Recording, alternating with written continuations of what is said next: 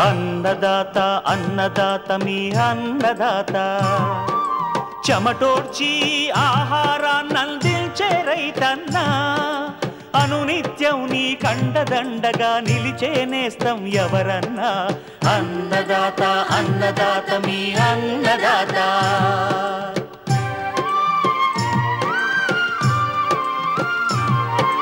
నూతన రీతుల సాగుబడికి నూరింతలు పెరిగే దిగుబడికి సూచనలిచ్చే సస్య రక్షణకు పశు పోషణకి శాస్త్ర విజ్ఞానం అందించి ముందుకు నడిపే తెలుగు రైతు భారతదేశానికి మకుటం అయ్యేలా తీర్చిదిద్దే ఆశయంతో మిమ్ము మేలు కొలిపేది అన్నదాత అన్నదాత అన్నదాత మీ అన్నదాత అన్నదాత అన్నదాత మీ అన్నదాత.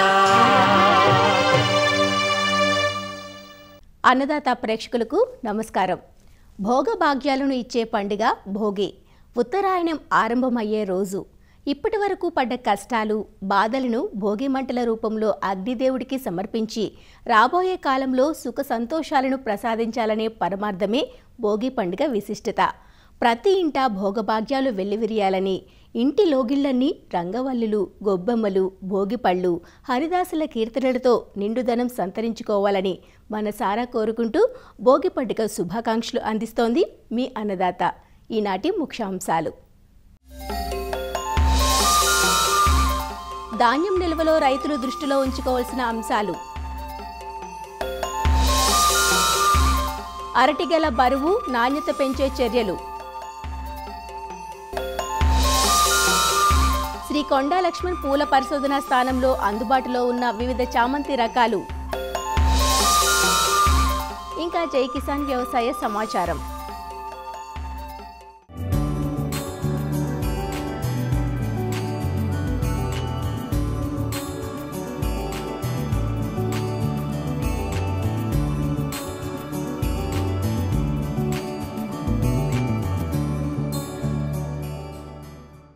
సంక్రాంతి వచ్చేటప్పటికి కొత్త బియ్యం ఇళ్లకు చేరుతుంది. కొత్త బియ్యంతో పొంగలి చేసుకుని పండగ జరుపుకుంటాం. అయితే ధాన్యం నిల్వ చేసేటప్పుడు రైతులు గమనించాల్సింది ఒకటుంది. ఏమిటంటే పంట సాగులో ఎదురైనట్లుగానే నిల్వలోనూ ధాన్యానికి క్రిమికీటకాల సమస్య ఉంటుంది కదా. వీటి నివారణ కోసం నిల్వ ధాన్యం మీద నేరుగా రకరకాల పురుగు మందులు పిచికారీ చేయడం చూస్తున్నాం. ఇది ఎంతమాత్రం మంచిది కాదు. పురుగుమందుల అవశేషాలు ధాన్యంలోకి వెళ్లి వాటిని ఆహారంగా తీసుకున్నప్పుడు మన శరీరంలో చేరి పలు రకాల రుగ్మతలను కలుగజేస్తాయి. క్రిమిసంహారక రహితంగా ధాన్యం నిల్వ చేసుకోగలిగితే అటు రైతుకు ఇటు వినియోగదారునికి లాభసాటిగా ఉంటుంది.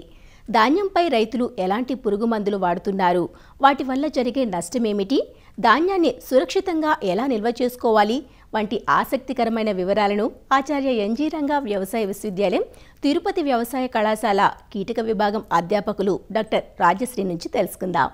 ముఖ్యంగా ధాన్యం నిల్వలో మన రైతులు ఆరుగాలం కష్టించి శ్రమించి పంట పండించిన తర్వాత దాన్ని ధాన్యాన్ని నిల్వ చేసుకునేటప్పుడు చాలా రకాలైన పురుగులు తెగుళ్ళు ఆశించి ధాన్యాన్ని నష్టపరుస్తున్నాయి.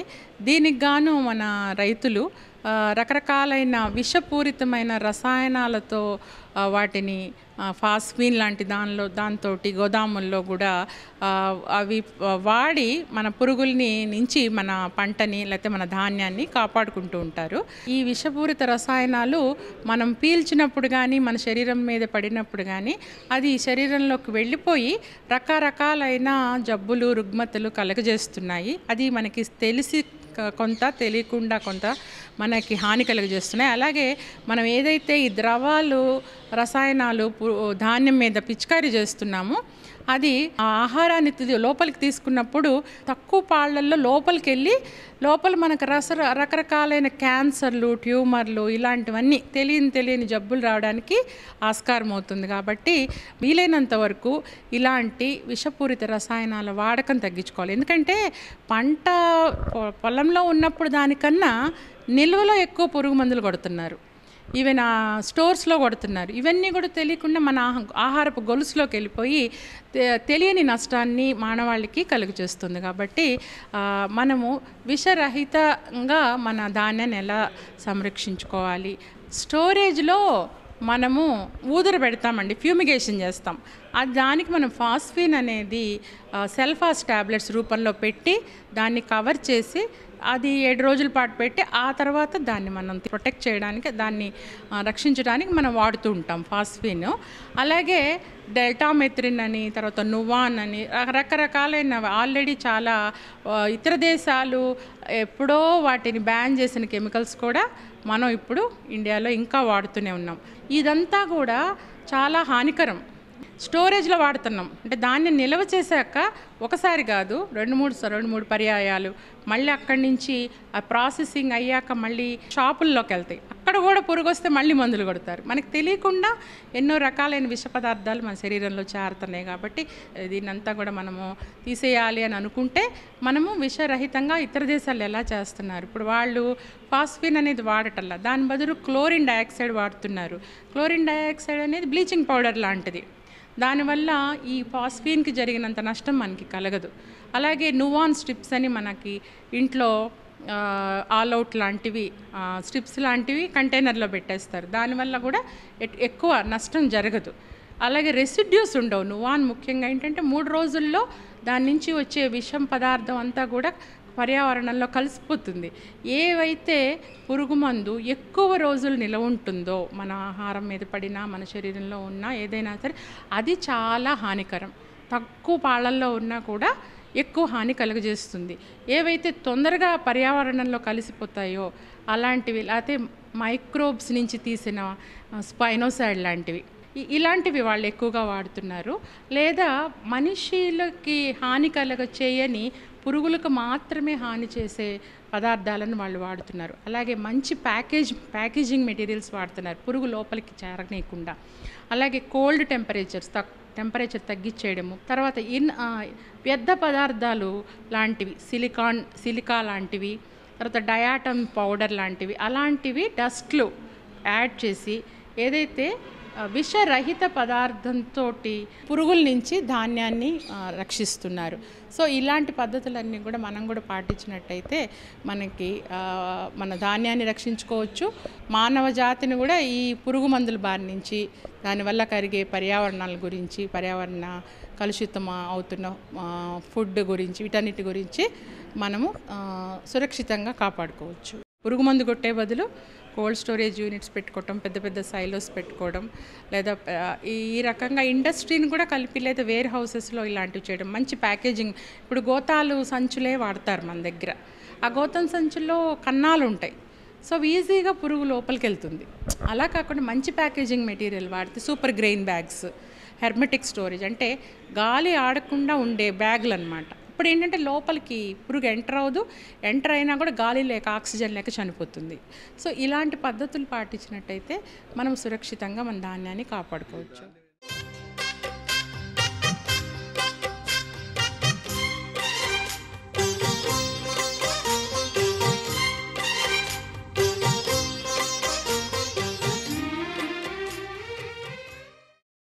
పండ్ల తోటల్లో మామిడి తర్వాతి స్థానాన్ని ఆక్రమించింది అరటి.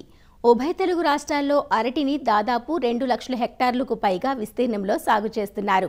పంట పండించే విషయంలో రైతుల దృష్టంతా ఉత్పాదకతపైనే ఉంటుంది. ఈ కారణంగా రైతులు నాణ్యతా ప్రమాణాలను మర్చిపోతున్నారు. అందువల్ల గెల బరువు, దిగుబడులతో పాటు నాణ్యతపైన శ్రద్ధ పెట్టాల్సిన అవసరం ఎంతైనా ఉంది. స్థానిక వ్యాపారులతో పాటు బహుళజాతి సంస్థలు అరటి కొనుగోలుకు ముందుకొస్తున్న ప్రస్తుత తరుణంలో నాణ్యతను దృష్టిలో ఉంచుకొని పంట సాగు చేసినట్లయితే ఆశించిన స్థాయిలో లాభాలు పొందే అవకాశం ఉంటుంది.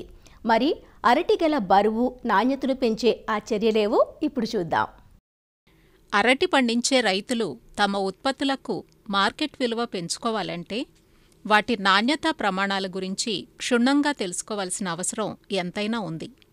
ఉత్తరాది రాష్ట్రాల నుంచి తెలుగు రాష్ట్రాలకు వ్యాపారులు వచ్చి అరటి కాయను తీసుకువెళ్తున్నారు. గల్ఫ్ దేశాలకు కూడా కాయను పంపుతున్నారు. ఎక్కువగా గ్రాండ్ 9 రకాన్నే దూర ప్రాంతాలకు రవాణా చేస్తారు.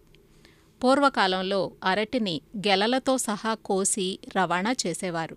కానీ ప్రస్తుతం గెలలోని హస్తాలను వేరుచేసి ప్లాస్టిక్ బుట్టల్లో పెట్టి రవాణా చేస్తున్నారు.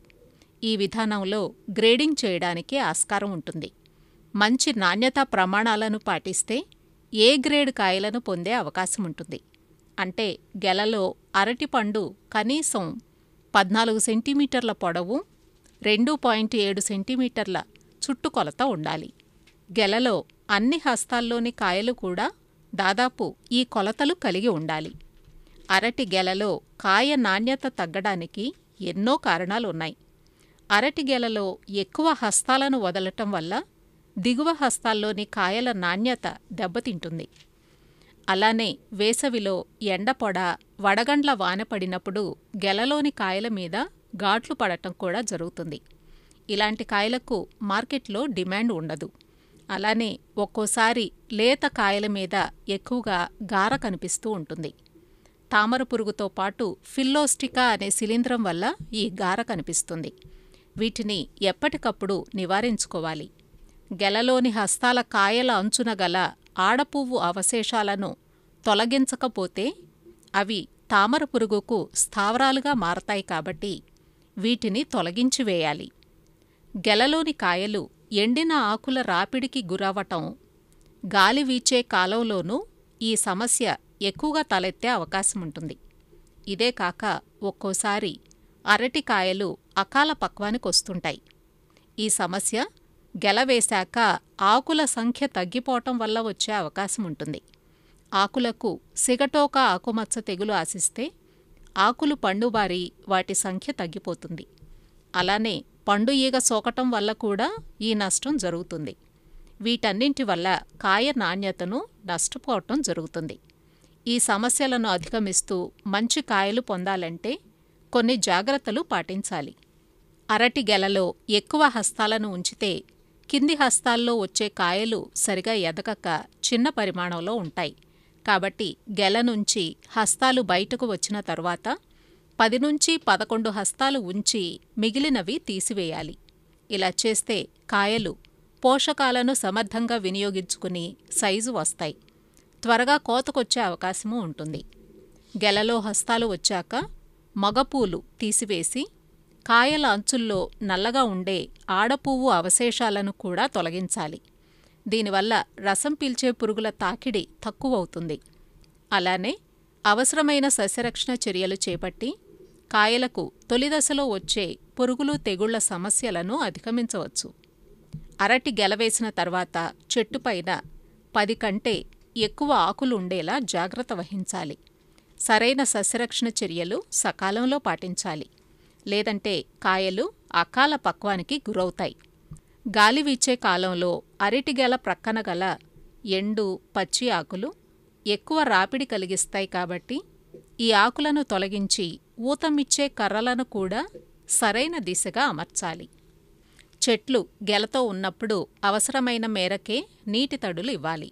ముఖ్యంగా చలికాలంలో ఎక్కువ నీరిస్తే సిగటోక ఆకుమచ్చ తెగులు ఉధృతమయ్యే ఆస్కారం ఉంటుంది. గెల వేసిన తరువాత ఎకరానికి 10 నుంచి 15 పండు ఈగ బుట్టల్ని అక్కడక్కడ అమర్చాలి. ఇలా చేయటం వల్ల పండు ఈగ ఉధృతిని కొంతవరకు తగ్గించవచ్చు.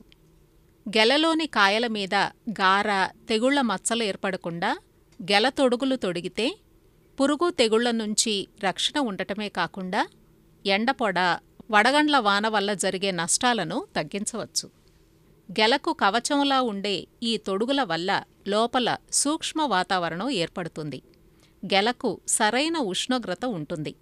బయటి వాతావరణ ఉష్ణోగ్రత కంటే 1 డిగ్రీ సెంటీగ్రేడ్ తక్కువగా, అదే చలికాలంలో బయట ఉష్ణోగ్రత కంటే 1 డిగ్రీ సెంటీగ్రేడ్ ఎక్కువగా ఉంటుంది.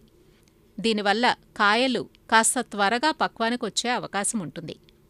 ఫలితంగా గెల తొడుగుల్లోని అరటికాయలు మంచి ఆకర్షణీయమైన రంగులో ఉంటాయి. ఇన్ని జాగ్రత్తలు తీసుకున్నప్పుడు అరటికాయల నాణ్యత బాగుండి మంచి దిగుబడి పొందే వీలుంటుంది.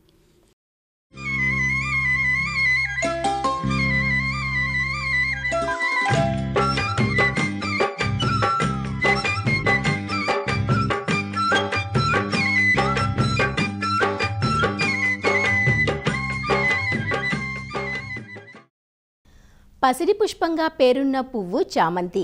వర్షాకాలంలో ఎదిగి శీతాకాలంలో పూతనిచ్చే చామంతులను చూస్తే ఇంతులు మనసు పారేసుకుంటారు.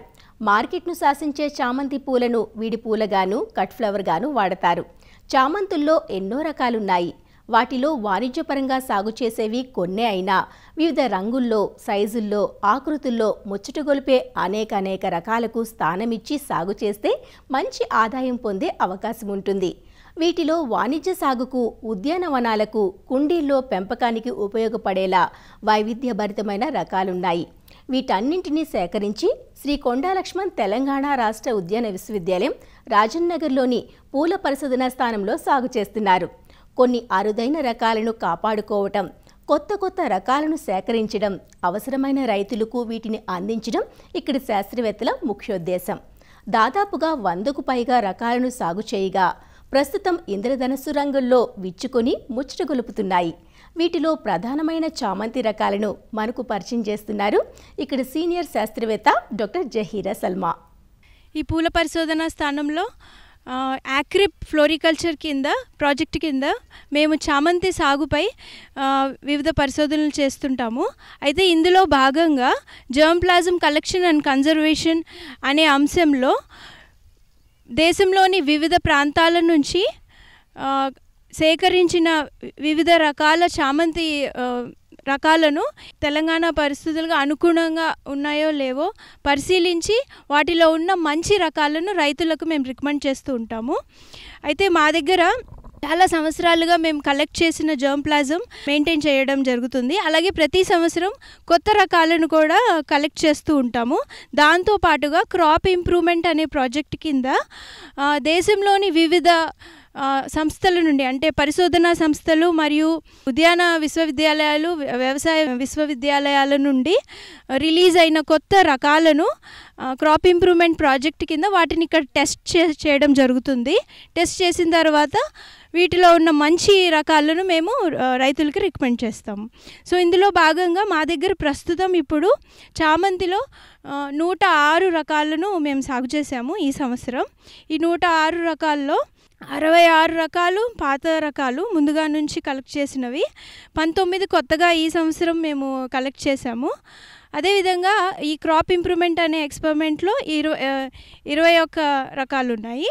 మొత్తం 106 రకాలు ఈ సంవత్సరం వేసాము.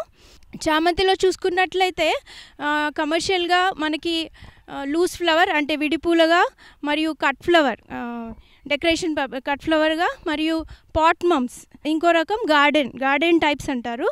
అంటే అవి మన ల్యాండ్స్కేపింగ్లో ఎక్కువగా వీటిని మనం ఉపయోగిస్తాము.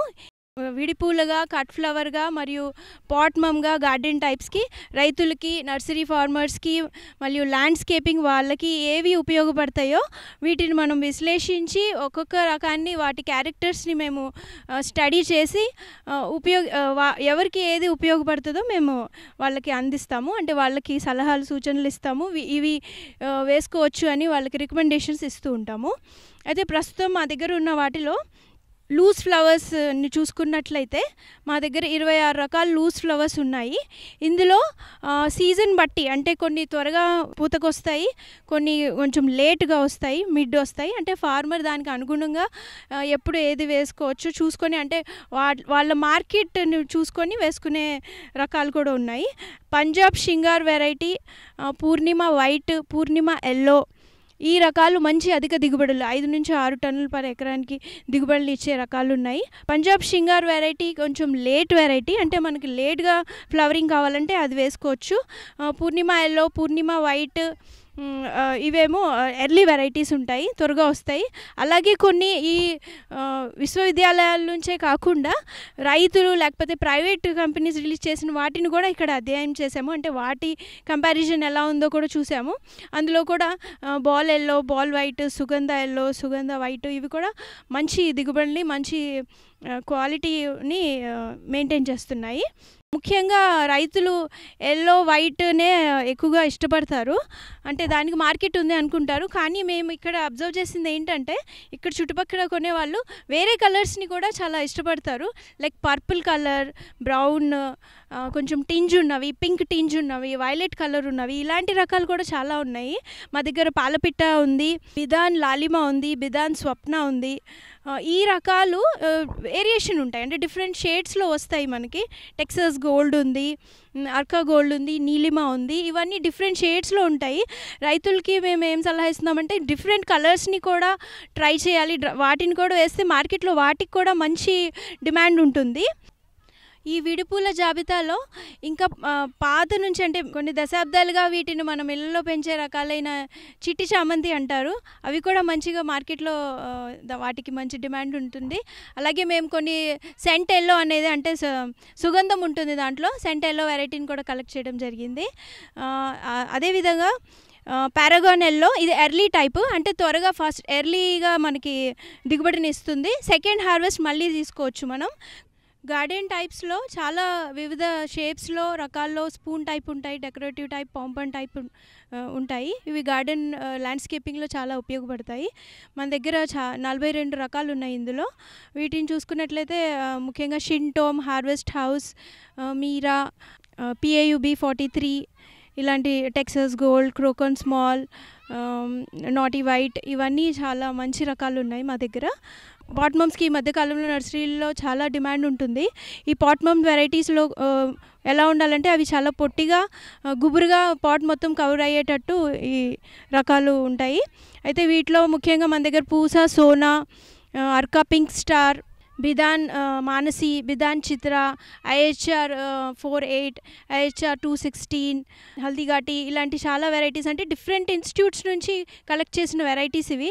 వీటికి చాలా మంచి డిమాండ్ ఉంటుంది. వీటిలో చాలా కలర్స్ కూడా ఉన్నాయి, లైక్ వైట్లో ఉంటుంది, ఎల్లోలో ఉంటుంది, రెడ్, పింక్, ఆరెంజ్, ఇలా డిఫరెంట్ కలర్స్లో పాట్మమ్స్ ఉన్నాయి. ఇదే కాకుండా కట్ ఫ్లవర్స్ కూడా మంచి డిమాండ్ ఉంది. కట్ ఫ్లవర్స్కి వచ్చేటప్పటికి అవి టాల్గా, స్టాక్ లెంత్ పొడుగ్గా ఉండేటట్టు చూసుకుంటాము. కట్ ఫ్లవర్స్లో 2 టైప్స్ ఉంటాయి, స్టాండర్డ్స్ మరియు స్ప్రే టైప్స్. స్టాండర్డ్స్ అనేది ఒకటే పెద్ద పువ్వు వచ్చి సింగిల్ కార్డ్ వస్తుంది, ఇవి ఎగ్జిబిషన్ పర్పస్కి కూడా యూజ్ చేస్తాము.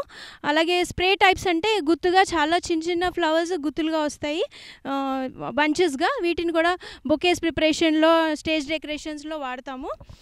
కట్ ఫ్లవర్ టైప్స్ని చూసుకున్నట్లయితే పంజాబ్ షామిలీ, స్టార్ వైట్, అదేవిధంగా వైలెట్, HYDC 21, ఇలా డిఫరెంట్ రకాలు ఉన్నాయి. జయంతి, UHS 123, ఈ రకాలని కట్ ఫ్లవర్గా రైతులు వేసుకోవచ్చు. ఇక్కడ సాగు చేస్తున్న వివిధ చామంతి రకాలను రైతులకు అందే విధంగా, రైతులకు ఏమైనా సలహాలు సూచనలు కావాల్సిన మా పరిశోధనా స్థానానికి విచ్చేసి ఈ రకాలను చూసి వాటికి అనుగుణంగా ఏమేం కల్టివేషన్ ఆస్పెక్ట్స్ చేయాలో సూచనలు మేము ఇస్తాము.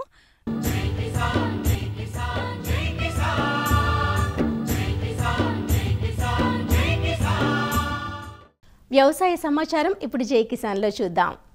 నెల్లూరు జిల్లాలో జనవరి 31వ తేదీ వరకు పశువులకు గాలికుంటు వ్యాధి టీకాలను ప్రభుత్వం ఉచితంగా అందిస్తుందని పశుసంవర్ధక శాఖ సంయుక్త సంచాలకులు మహేశ్వరుడు తెలిపారు. జిల్లాలో ఆవులు, గేదెలకు 5,50,000 టీకాలు వేయటానికి ప్రభుత్వం ప్రణాళిక సిద్ధం చేసిందన్నారు.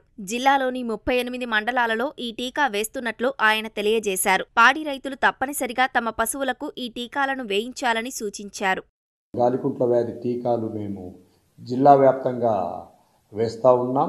ఈ ప్రోగ్రాం జనవరి మాసంలో ప్రారంభించాము. జిల్లాలో గల 5.5 లక్షల తెల్ల పశువులకు, నల్ల పశువులకు కూడా గాలికుంట్ల వ్యాధి టీకాలు వేస్తున్నాం. అది క్యాంపెయిన్ మోడ్లా చేస్తూ ఉన్నాము. ఈ నెల 31వ తేదీ వరకు జిల్లాలో గల పశువులకంతా గాలికుంట్ల టీకాలను ఉచితంగా వేస్తున్నాం. పశువులకు గాలికుంట్ల వ్యాధి వస్తే రైతు ఆర్థికంగా దెబ్బతింటాడు, పాల దిగుబడి తగ్గుతుంది, పునరుత్పత్తి శక్తి కూడా కోల్పోతాయి. కాబట్టి రైతులందరూ పశుసంవర్ధక శాఖ సిబ్బందికి సహకరించి గాలికుంట్ల వ్యాధి టీకాలు వేయించుకోవాలని, పాడి పశువుల ఆరోగ్యాన్ని కాపాడుకోవాలని కోరుకుంటున్నాను. కొంతమంది రైతులు గాలికుంట్ల వ్యాధి టీకాలు వ్యాక్సిన్ వేస్తే పాలు తగ్గుతుంది అని కూడా అపోహ ఉన్నది. అటువంటిదేమీ లేదు. పాలు తగ్గిన 2-3 రోజుల వరకే ఇవి తగ్గుతాయి, మళ్ళా నార్మల్ పరిస్థితికి వస్తాయి. కాబట్టి వ్యాధి వచ్చిన తర్వాత చికిత్స చేయకంటే వ్యాధి రాకుండా నివారణ చేయించుకోవడమే మేలు. మరిన్ని విభిన్న అంశాలతో రేపటి అన్నదాతలో మళ్ళీ కలుసుకుందాం. అంతవరకు సెలవు, నమస్కారం. అన్నదాతలు తమ సందేహాలు సమస్యలను 1800-425-4085 టోల్ ఫ్రీ నంబర్లో ఉదయం 10 నుంచి 11 గంటల మధ్య పని దినాల్లో సంప్రదించగలరు. ఈ కార్యక్రమాన్ని యూట్యూబ్లో www.youtube.com/అన్నదాత ఈటీవీ లింక్ ద్వారా వీక్షించవచ్చు.